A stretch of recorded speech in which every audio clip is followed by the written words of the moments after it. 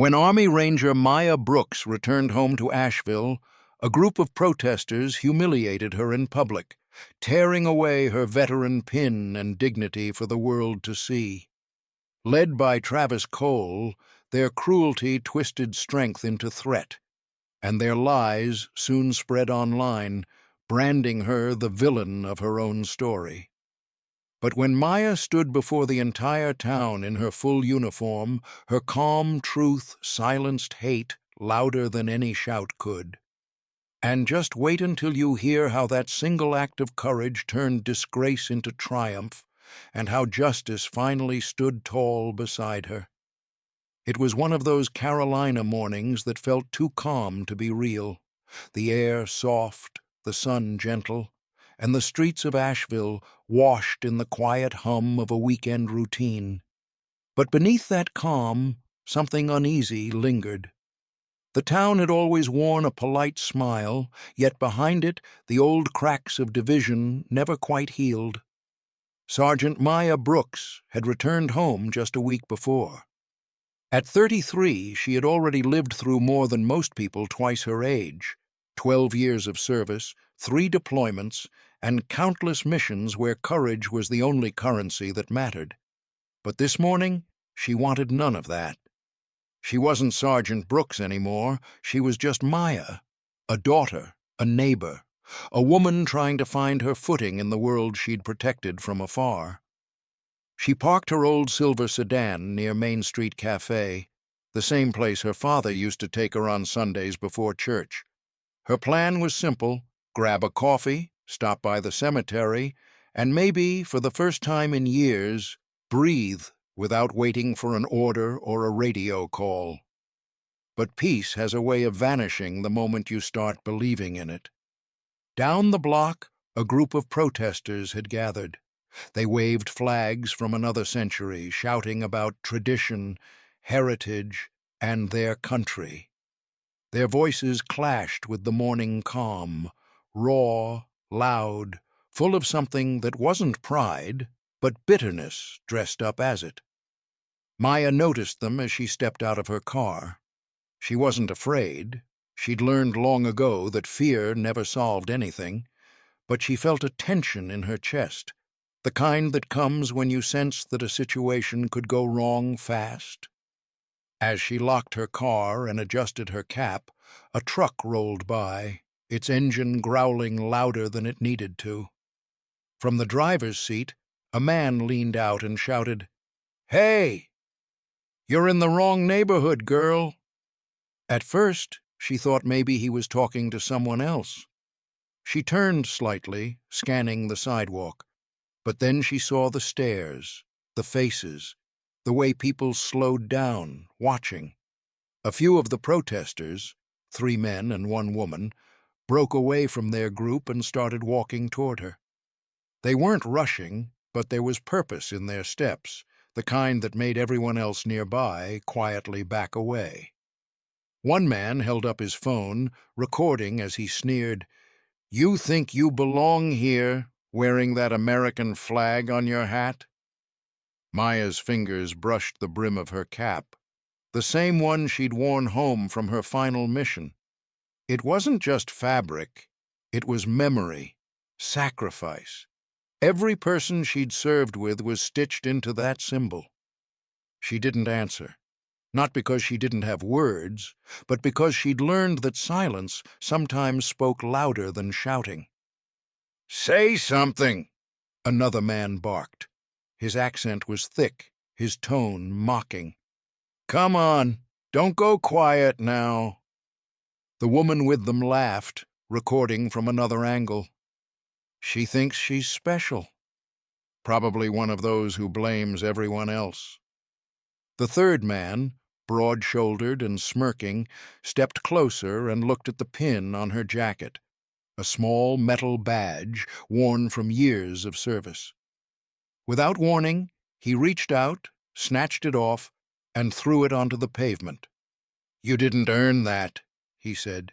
"You people never do." The world seemed to still for a moment. The sound of traffic faded. Maya looked at the pin lying in the dust. something so small, yet carrying more weight than any of them could ever understand. Her throat tightened. She felt every insult, every glare, every ounce of contempt they had hurled, not just at her, but at everything she represented. The anger came quietly at first, a deep and steady pulse that began somewhere behind her ribs and moved upward like fire. But it wasn't the kind of anger that burned out of control. It was measured, sharp, the kind that builds into purpose. Maya bent down slowly, picked up the pin, brushed off the dust, and pinned it back to her jacket. Her movements were calm, almost ceremonial. She didn't look at them when she did it.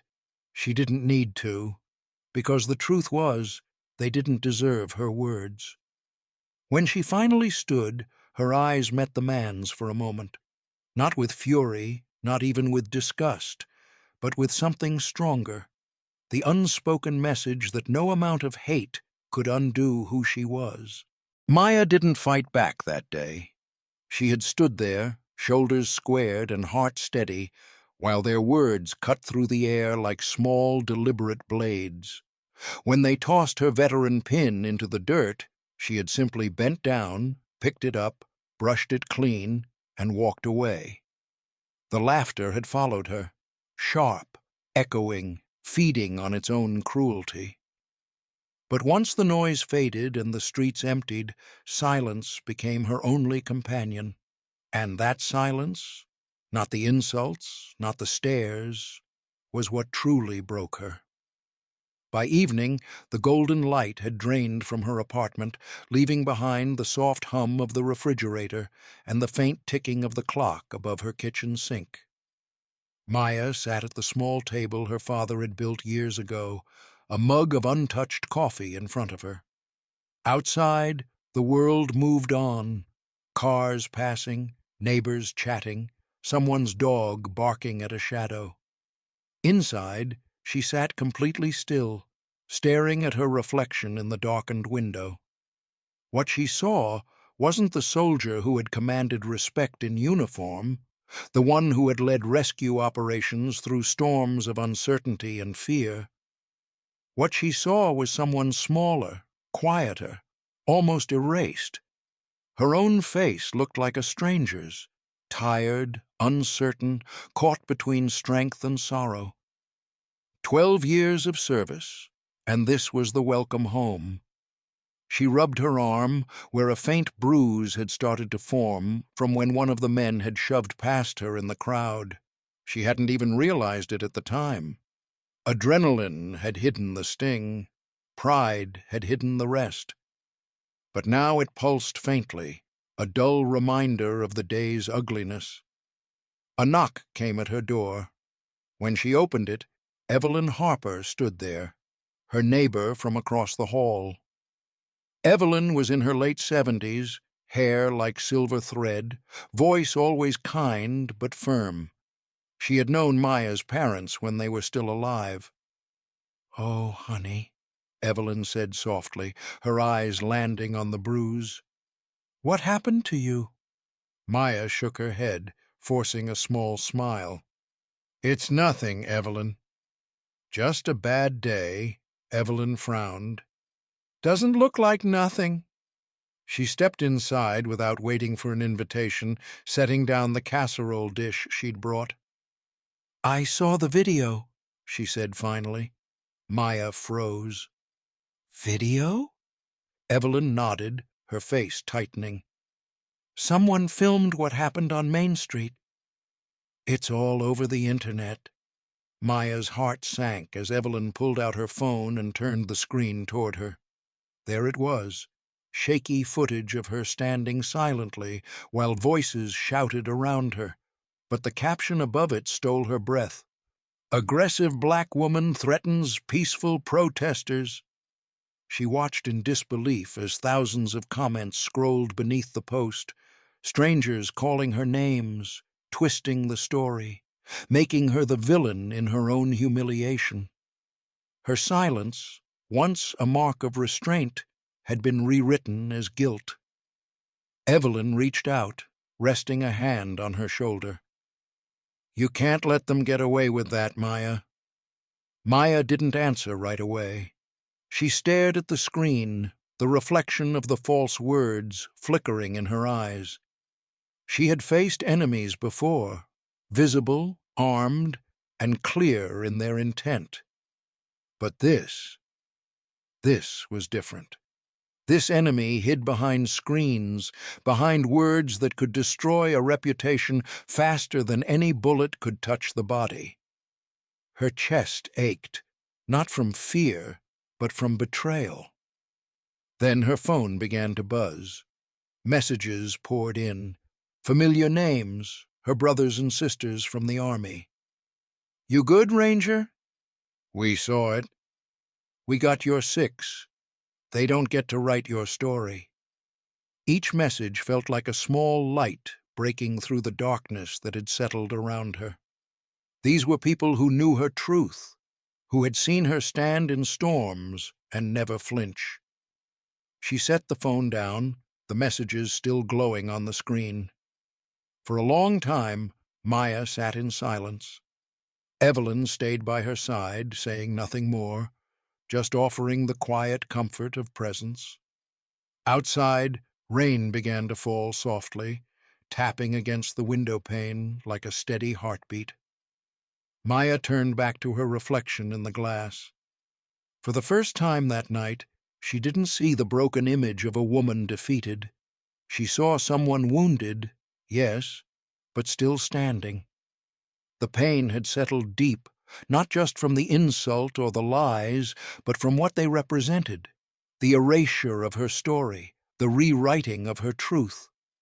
But pain, she knew, could either hollow you out or harden your resolve. As the rain deepened and thunder murmured in the distance, she made a quiet decision. She would not let them define her. She would not let her silence be mistaken for weakness. And she would not let hate have the final word. That night, beneath the hum of the storm, Maya Brooks opened her laptop, took a steady breath, and began to write. Not for revenge, but for justice, for truth. Because sometimes healing doesn't begin with forgiveness. It begins with a choice to be seen.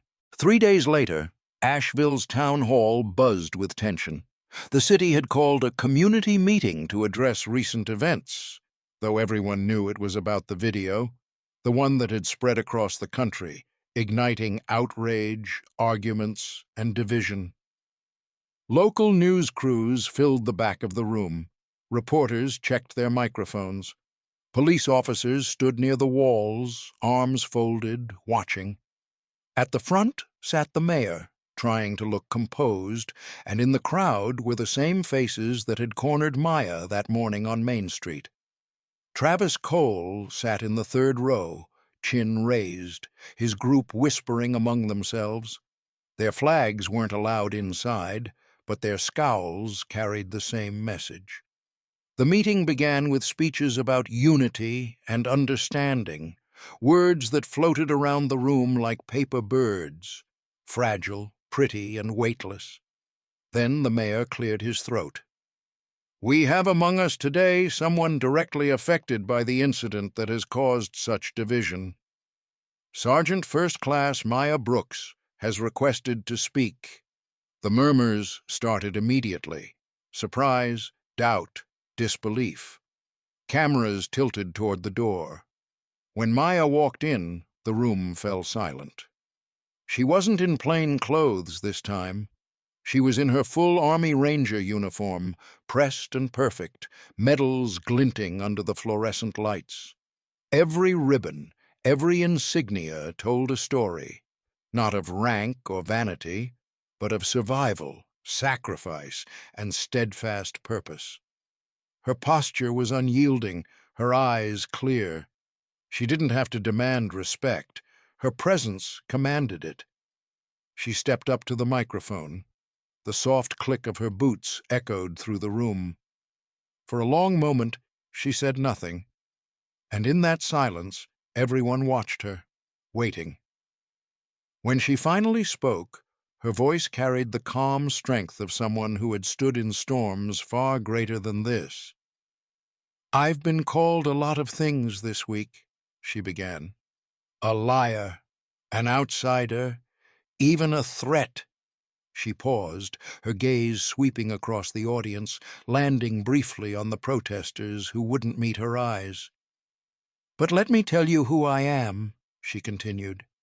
"I'm Sergeant First Class Maya Brooks, United States Army Ranger, service number 68,429, 12 years of service, 3 tours overseas, and 1 promise: to defend this country." All of it, the words hung in the air like a banner of truth. Travis Cole shifted in his seat. The room was utterly still except for the faint hum of cameras recording. "I fought for your freedom to speak," Maya said, her tone neither angry nor bitter. "But freedom doesn't give anyone the right to silence someone else's dignity. You can wave any flag you want, but the flag I fought for belongs to every American, not just the ones who look or think like you." Her voice strengthened, resonating with quiet conviction. "You attacked me because you thought I was weak. Because you mistook patience for submission. But courage, real courage, doesn't come from skin color or from shouting the loudest. It comes from character." Somewhere near the back, a single person began to clap. It was hesitant at first, one pair of hands breaking through the quiet. Then another joined, and another. Within seconds, the room erupted in applause. The sound swelled until it drowned out the few angry shouts that tried to rise against it. Even the mayor stood, clapping along with the crowd. Cameras flashed. Reporters scrambled to capture every word, every frame. Maya stepped back from the microphone, offering a small nod of gratitude.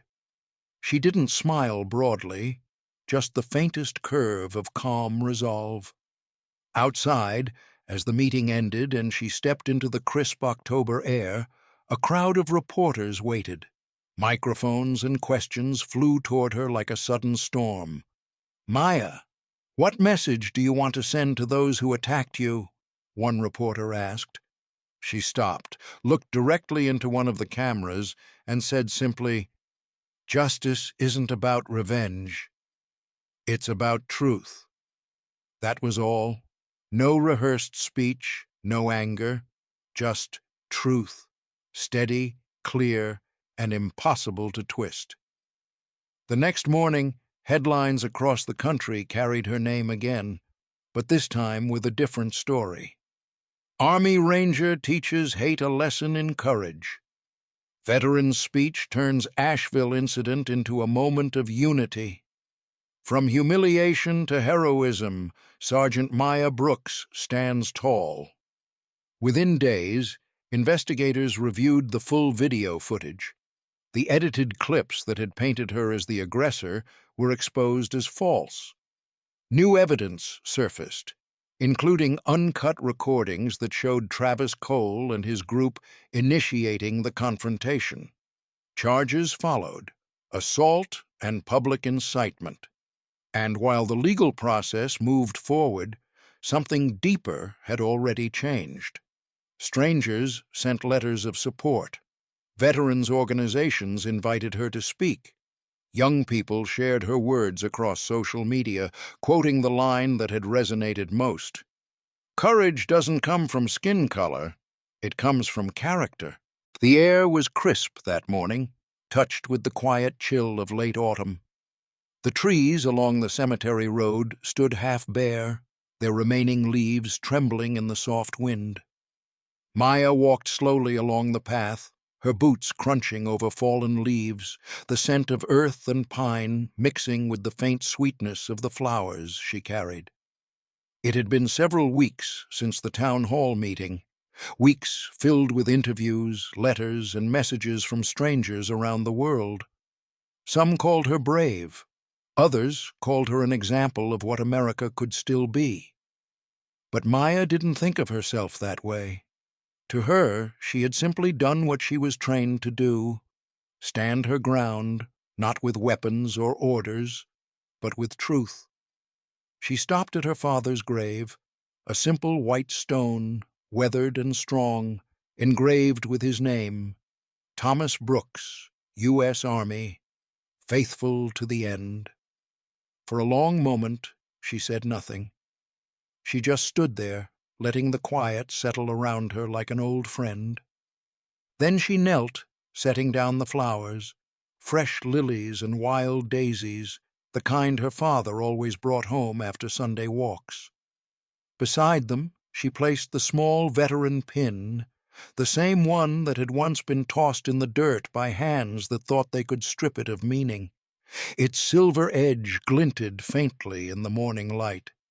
She whispered, almost to herself, "They tried to break this, Dad, but it's stronger than they'll ever understand."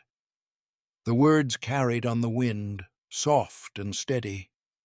For the first time in weeks, she allowed herself to breathe fully, not the shallow, cautious breaths of defense, but the deep kind that comes when the soul finally unclenches. The chaos had passed, but the meaning of it lingered. She had stood for herself, yes, but she had also stood for every person who'd ever been told to shrink, to disappear, to endure in silence. As she rose to her feet, she noticed movement near the cemetery gate. A little girl, maybe 9 or 10, was walking hesitantly toward her, clutching a small notebook to her chest. Her hair was braided neatly, and she wore a bright red jacket that stood out against the gray morning. "Miss Brooks?" the girl asked shyly, her voice barely above a whisper. Maya turned, surprised. "Yes?" The girl looked down, almost nervous, then back up again. "I saw you on TV. My mom says you're a hero." For a moment, Maya didn't know what to say. She smiled softly, the corners of her eyes warming. "Heroes are just people who refuse to stay silent," she said finally. The girl nodded thoughtfully, the words sinking in deeper than she probably realized. Then, with a small but determined gesture, she raised her hand in a salute, her posture careful, her expression serious. Maya's heart swelled. She returned the salute, her hand trembling slightly. The sunlight caught her uniform at just the right angle, and for a moment it felt as though her father was standing beside her again, proud, unspoken, watching. Tears stung her eyes, but they weren't born of pain. They came from pride, from knowing that even after everything, something good had taken root in the aftermath. The girl's mother called from the gate, and the child ran off, waving one last time. Maya watched her go, smiling through the ache in her chest. The world hadn't transformed overnight. The same divisions still lingered, tucked into corners of conversations and slogans. Hate didn't vanish with one speech or one headline. It adapted, waited, found new masks. But something had shifted, at least here, in this small North Carolina town. For once, people had been forced to look beyond their fear and see the strength in grace, the power in restraint, and the truth in quiet defiance. Maya reached down and straightened the flowers one last time, the wind tugging gently at her sleeve. "I think we did all right, Dad," she murmured. And as she turned to leave, a quiet certainty settled over her. Not triumph in the loud sense, but something quieter and more enduring. The kind of triumph that plants seeds instead of waving flags. She walked back toward the gate, the late morning sun cutting through the trees, painting the path in gold. Each step felt lighter than the last, because in the end, courage isn't something you hang up with your uniform.